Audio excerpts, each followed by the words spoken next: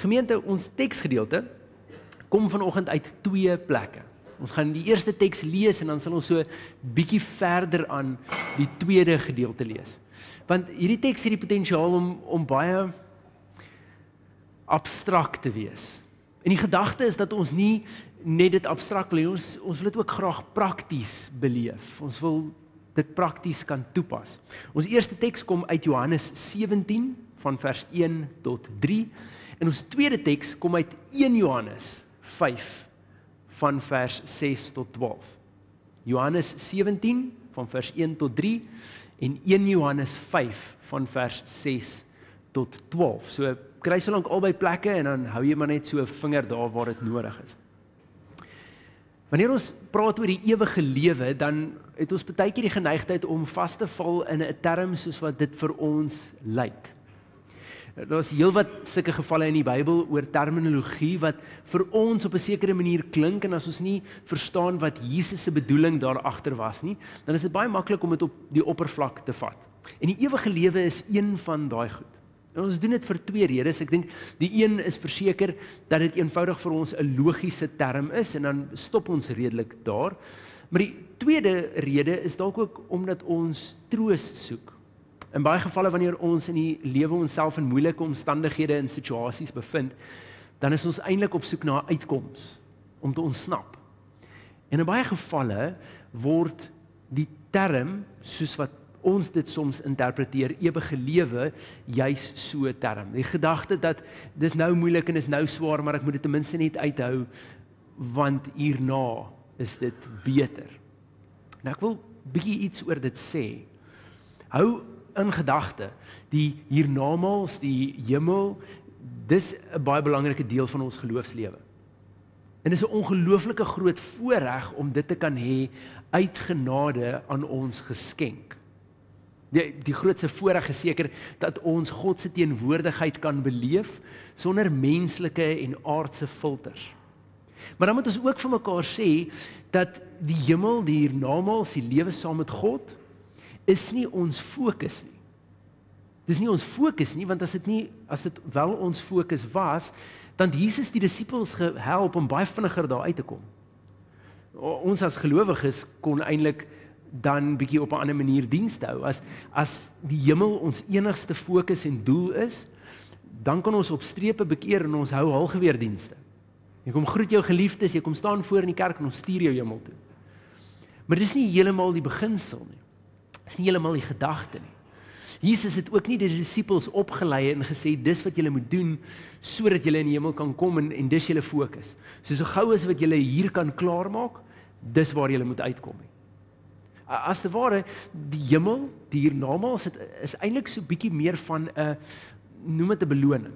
Nie 'n beloning waarvoor ons gewerk het nie, dis dalk die kersie op die koek, die laaste kroon, die geleentheid wat ons in kan rus en asemhaal, die hoop wat ons het vir die toekoms.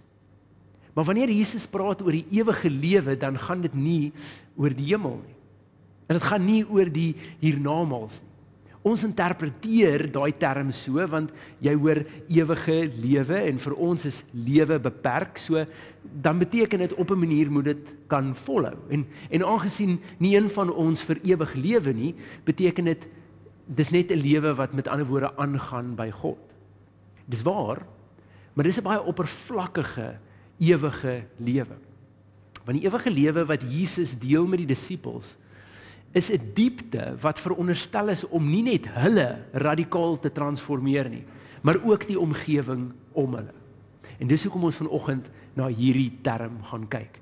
Wat is die ewige lewe? Nou, wanneer ons eerste teks lees, dan tel dit op in 'n gedeelte waar Jesus by die disippels aan tafel sit met die laaste ete. Julle sal onthou, later daai aand word hy in hegtenis geneem. En so terwyl Jesus dan by hulle sit, dieselfde aand wat die nagmaal ingestel word, dan is hy besig om die disippels te leer oor 'n klompie goed. Maar wat Jesus ook doen, is hy's besig om vir die disippels te bid. Dis die besonderse plek waar ons die gebed kry, waar Jesus ons insluit by die Triniteit, waar hy bid, mag hulle in ons wees, en ons in hulle, soos wat ek in u en u in my is. Dis die area, die ruimte waar ons vir die eerste keer agterkom, God sluit ons totaal en al in homself. En so in hierdie gedeelte, Johannes 17, kry ons 'n stuk waar Jesus terwyl hy bid, eintlik die definisie van die ewige lewe gee. So kom ons lees ons teks, Johannes 17 van vers 1 tot 3. Dit sê: Nadat Jesus dit gesê het, het hy na die hemel toe opgekyk en gesê: Vader, die tyd het gekom. Verheerlik u seun, sodat die seun u kan verheerlik. U het hom immers die volmag oor die hele mensdom gegee, om aan almal wat u hom gegee het, die ewige lewe te gee. En dit is die ewige lewe, dat hulle u ken, die enigste ware God, en Jesus Christus, wat deur u gestuur is. Ons lees net eers tot sover. Dit is die ewige lewe, dat hulle u mag ken, en Jesus Christus wat deur u gestuur is. Is dalk vir 'n oomblik nodig om net bietjie hier stil te staan. Want ken in hierdie Bybelgedeelte lyk bietjie anders. Vir ons is ken 'n kennis, inligting wat jy insamel. Jy kan iemand ken sonder om hulle werklik ten volle regtig te ken. Of jy kan iemand ken op 'n vlak waar wanneer jy iets in 'n winkel sien of in die natuur sien, jy onmiddellik aan daai persoon dink, want jy weet dit sou iets in hulle wakker maak. Nou, in die Grieks is daar 2 woorde vir ken of vir kennis. Die eerste een is oida. Oida is een wat maklik gebruik word vir kopkennis, vir intellektuele kennis, vir die inligting wat jy bymekaar maak en die goed wat jy probeer uitpleis. En dan is gnosko die ander kennis. Maar gnosko is 'n verskriklike intieme kennis.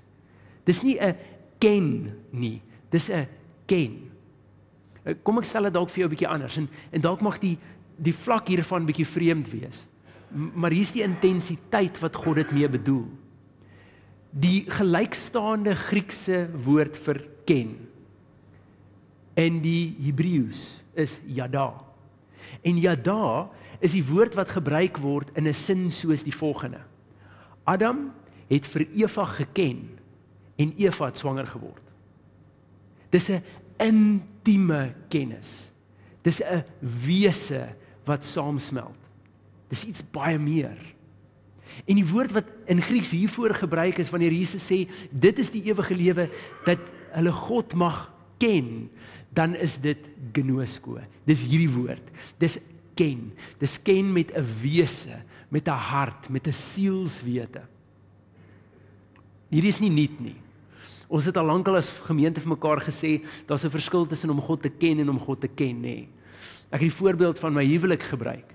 Ek kan weet watter kleur my vrou voorlief is of watter kos sy voorlief is, maar ek het eers met haar werklike verhouding wanneer ek haar hart en haar wese leer ken. En dit kan ek nie doen deur 'n klomp inligting in te samel nie. Dit doen ek deur saam met haar 'n pad te stap en ervarings saam met haar te deel. En dieselfde werk met God. Hierdie ken gaan oor 'n ervaring saam met God. En soos wat ons saam met God lewe ervaar, leer ons God se hart ken. Nie uitpleis nie. Dit wat met ons resoneer. Dit wat reg voel. Dit wat net eenvoudig God moet wees. Ek het al met julle gedeel dat wanneer hulle, ten minste in die Amerikaanse stelsel, werk met vervalste note, dan is hulle nooit besig om die vervalste note te bestudeer nie.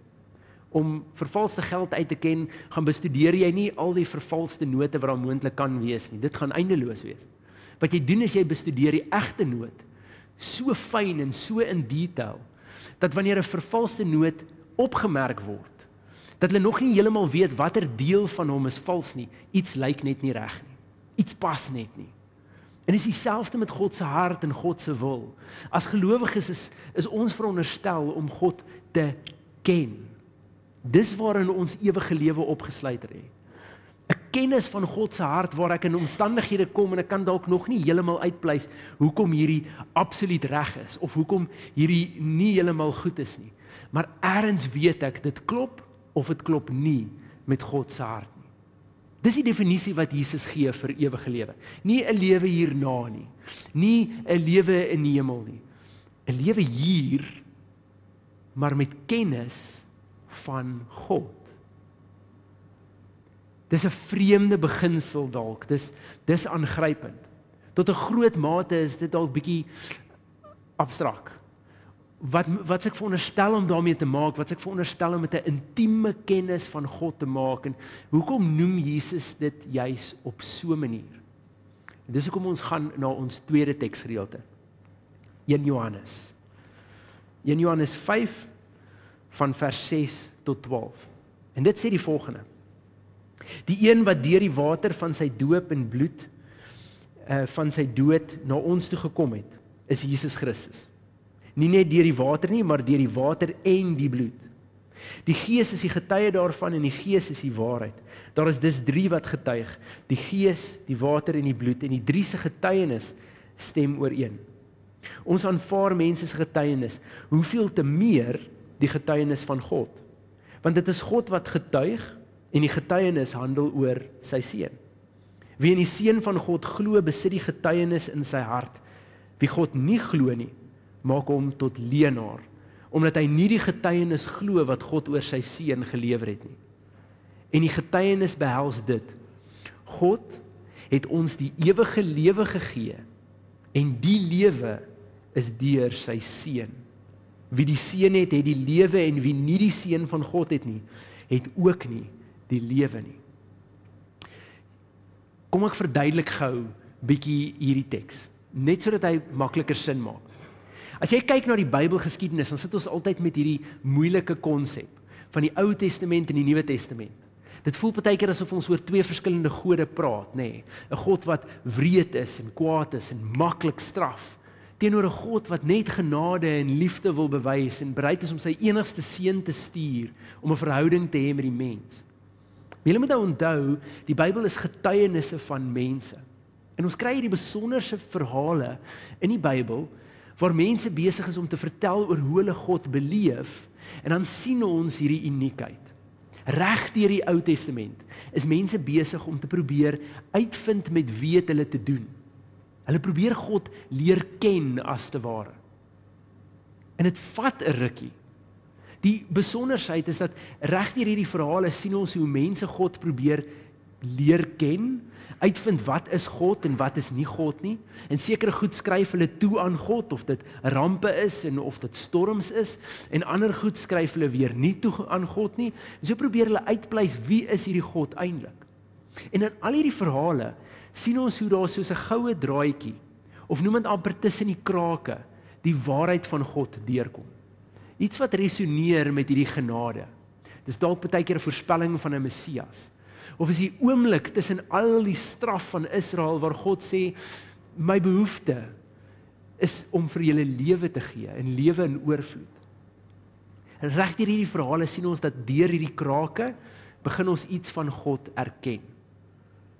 Maar die Ou Testament sit met 'n vraag oor wie is hierdie God met wie ek te doen het. Kom ek gebruik 'n voorbeeld. Abraham kry die opdrag om sy seun te offer. En vir Abraham is dit nie 'n vreemde opdrag nie, 'n moeilike opdrag en 'n opdrag wat hy moet in geloof nog steeds gee, want God het tog gesê hy gaan 'n nageslag hê. Maar wanneer Abraham hierdie opdrag kry, so moeilik soos wat die opdrag is dit nie 'n vreemde opdrag nie. Vir my en jou om 'n kind te offer pas nie. Maar vir Abraham, wat nog probeer uitvind wie hierdie God is, vir hom maak dit sin. Want dit was die norm in sy omgewing, dat die gode opdrag sou gee dat kinders geoffer word. En so vir Abraham is hierdie geen anders as enige van die ander opdragte nie. Hy neem sy seun, kry dit bymekaar wat nodig is, en stap na 'n plek toe waar hy dan vir Isak kan offer. Dan deur die krake sien ons God se karakter kom. Wanneer Abraham reg is om Isak te offer, en God gee iets in Isak se seun se plek, of in Isak se plek. Nou hierdie oomblik, waar God iets gee in die plek van Abraham se kind, is Abraham besig om God te leer ken.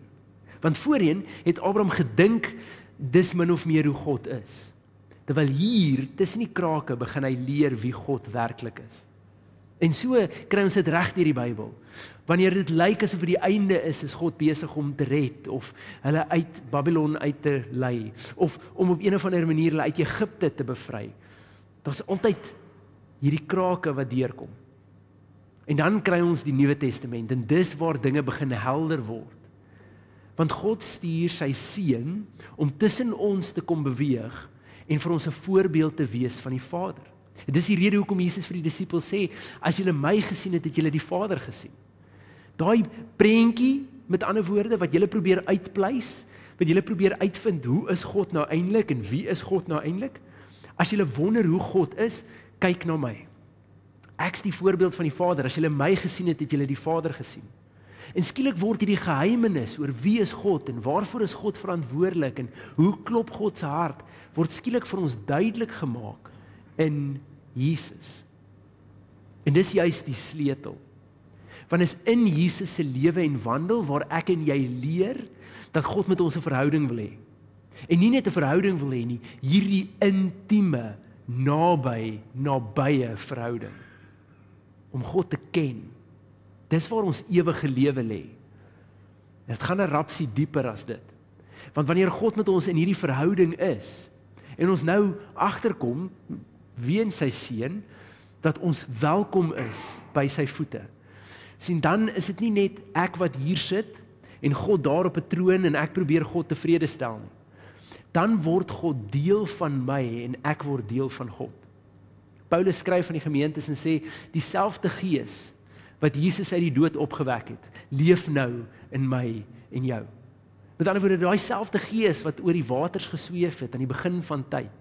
Daai selfde gees wat die Rooi See laat oopmaak het vir die disippels, vir die Israeliete. Dieselfde gees wat daar was toe die disippels die vermeerdering van die brood gesien het. Dieselfde gees wat daar was toe Jesus die oë van die blindes oopgemaak het, en dieselfde gees wat Christus uit die dood opgewek het, leef nou in ons. Dis die ewige lewe. Want hierdie verhouding met God beteken dat daar 'n stuk van God se ewigheid in my is. Hier, waar ons nou tussen mekaar beweeg. En dis nou hier waar dit prakties raak. Sien, wanneer Jesus as 'n voorbeeld leef op aarde, dan is sy voorbeeld nie om so gou as moontlik uit die aarde uit weggeneem te word nie. Trouwens, deel van hierdie gebed wat ons gelees het in Johannes 17, sê Jesus juis, Vader, ek bid dat U hulle nie uit die wêreld wegneem nie, maar juis dat U by hulle sal wees. Die gedagte hier agter is dat ek en jy soos Jesus veronderstel is om tussen mense te beweeg en God se evangelie, God se liefde, God se genade te verkondig. Dat daardie ewige lewe wat in my en jou is, veronderstel is om deur ons te vloei na die mense om ons. Jesus sê vir die disippels, dit wat ek gedoen het, dit sal julle doen en meer nog so, want ek gaan na die Vader toe. Dit beteken die voorbeeld wat Jesus vir ons gestel het, om mense se menswaardigheid terug te gee, om te bid vir die siekes, om te staan op waarheid, om ons voet neer te sit en vir die duiwel te sê, hier is jy nie welkom nie. Dis deel van ons roeping ook. Dis nie eenvoudig wat ons voortsit, dis die ewige lewe wat deur ons vloei. Dis 'n stuk ewigheid, wat nie toegeskryf word aan my, aan jou nie, maar wat in ons is as gevolg van die genade wat ons het in Jesus Christus. Dis daai ken. Ek is in verhouding met God, so naby verbind dat ek God se hart leer ken en dat God deur my werk. Ek hoop julle hoor nou dat toe ons Jesus gehad het, was dit die beeld van die Vader. En dit bly ons fokuspunt. Maar nou word die volgende vraag, hoeveel keer kyk mense na my en jou, en dis dalk vir hulle die enigste beeld wat hulle gaan hê van die Vader. Hulle gaan dalk nie Bybel lees nie, hulle ken dalk nie die Bybel nie, hulle weet dalk nie wat om met God te maak nie, maar dit wat hulle in jou sien en in my sien, dis wat hulle leer ken van die Vader. As ons dit vir mekaar begin sê, dan hoop ek julle sien dat daar nie meer ruimte is om vas te hou aan ons egos nie. Daar's nie meer ruimte om te probeer my eie kop volg nie. Of maar net te sê, ek is nou maar so, ek is nou maar bombasties, ek is nou maar ongeskik nie. Dit kan nie wees nie. Want die voorreg wat ons het, is dat wanneer ons lewe en funksioneer in die wêreld om ons, dat hierdie ewige lewe wat ek en jy het, deur God te ken en deur die genade van Jesus Christus, dat mense dit in ons sien en die Vader daardeur leer ken. Gemeente, ewige lewe is vir hier en vir nou. En so wonderlik soos wat dit gaan wees om by God te wees sonder enige menslike filters en die seer van hierdie wêreld. Is ek en jy nie geroep om in die hemel te wees nie, ons is geroep om hier op aarde God se lig te wees. Om hier op aarde 'n verskil te maak, om hier op aarde die evangelie te verkondig. En so wanneer ons dink aan die ewige lewe, wanneer ons saam dankbaar kan wees oor die ewige lewe wat ons het, dan is die uitnodiging is vir nou. Nie vir eendag nie. Nie vir as ek daar kom nie. Die uitnodiging is om nou in hierdie ewige lewe te leef, voorbeeld te wees op aarde en iets van God se hart te weerspieël. Mag vir hierdie week en spesifiek ook vir hierdie Kersseisoen, wanneer ons juis die koms van ons Messias vier, mag daar in elkeen van ons iets wakker word oor 'n ewige lewe in ons, 'n bron as te ware, waardeur God kan werk en mense se lewens om ons aanraak. Gemeente, kan ons die ewige lewe leef? Leef soos die voorbeeld wat ons in Jesus gesien het. Leef soos wat ons die Vader se hart ken. Kan ek en jy hierdie ewige lewe neem en ten volle gebruik? Nie omdat ons dit verdien het nie. Nie omdat ons goed genoeg was of heilig genoeg was nie. Maar bloot net omdat dit deur sy seun vir ons vrylik beskikbaar is. Kom ons gaan lewe. Kom ons gaan lewe hierdie ewige lewe uit. En kom ons gaan wees 'n voorbeeld van die Vader se hart vir die vaderloses om ons. Amen. Ons bid maklik, Vader, laat U wil geskied, soos in die hemel, so ook op die aarde. Ons moenie mis dat God dit ook so juis deur ons wil laat geskied nie. En wanneer ons na die broers en susters, die geliefdes, familie, vriende rondom ons kyk, onthou dat God se volheid, God se ewigheid is ook in hulle. Wanneer ons na die kinders om ons kyk, onthou dat hulle nie 'n verminderde hoeveelheid het nie. Dat hulle nie 'n junior Heilige Gees het nie, maar dat die volheid van God se ewigheid en die ewige lewe ook net so in hulle te vind is. Kom ons gaan leef die Vader se hart. Mag die God wat altyd met ons is, Jesus, wat die voorbeeld van die Vader se liefde is, en die Heilige Gees, ons wysheid en leiding, ons altyd lei in waarheid en wysheid. Amen. Dankie dat jy ingeskakel het by hierdie diens. Ons wil ook graag van jou wil hoor. As jy getuienis het om te deel, of jou storie het om te deel, of jy het net 'n eenvoudige gebed nodig, kontak ons gerus. My kontakbesonderhede is net na hierdie gedeelte. En natuurlik moet ons ook vir mekaar sê dat bediening nie net in 'n silo gebeur nie, dat ons hulpbronne nodig het om dit te doen. As jy graag by hierdie gemeente wil bydra, finansiëel of op 'n ander manier, laat ons gerus weet. Ons bankbesonderhede sal ook hierna sigbaar wees, sowel as ons SnapScan kode as jy verkies om op so 'n manier jou gedeelte te gee. Dankie dat jy ingeskakel het en vandag deel gevorm het van ons. En ons hoop om jou binnekort weer te sien en om van jou te hoor. Totsiens.